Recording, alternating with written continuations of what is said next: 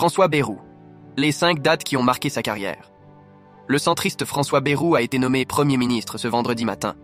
Voici 5 dates qui ont marqué le parcours politique du président du MoDem. 2002. Une gifle mémorable.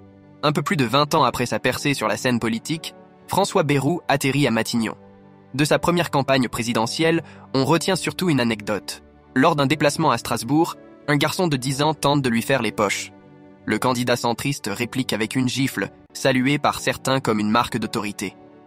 Cette année-là, François Bayrou ne recueille que 6,84% des voix. L'élection est surtout marquée par l'accession de Jean-Marie Le Pen, candidat du Front National, au second tour. 2007, le troisième homme. De nouveau candidat en 2007, François Bayrou se présente comme un homme hors du système.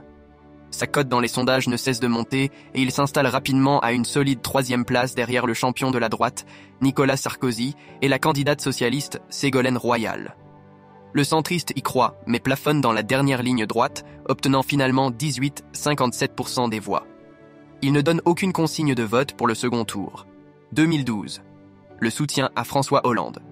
Lors de la présidentielle de 2012, François Bayrou est l'auteur d'un véritable coup de tonnerre. Après avoir fini 5e au premier tour, avec 9,13% des voix, il indique sa préférence à titre personnel pour le candidat socialiste, François Hollande, s'en prenant à la ligne choisie par le candidat de la droite, Nicolas Sarkozy. Je ne veux pas voter blanc, ce serait de l'indécision. Reste le vote pour François Hollande, c'est le choix que je fais, argumente-t-il durant l'entre-deux tours. 2017, l'alliance avec Emmanuel Macron. En 2017, le ralliement de François Bayrou est vu par beaucoup comme le dernier étage de la fusée Macron. Depuis, le président du MoDem conserve une place à part dans le camp présidentiel. N'ayant pas joué les premiers rôles ministériels, il fut un éphémère garde des Sceaux en mai 2017, avant de quitter le gouvernement pour cause d'affaires judiciaires.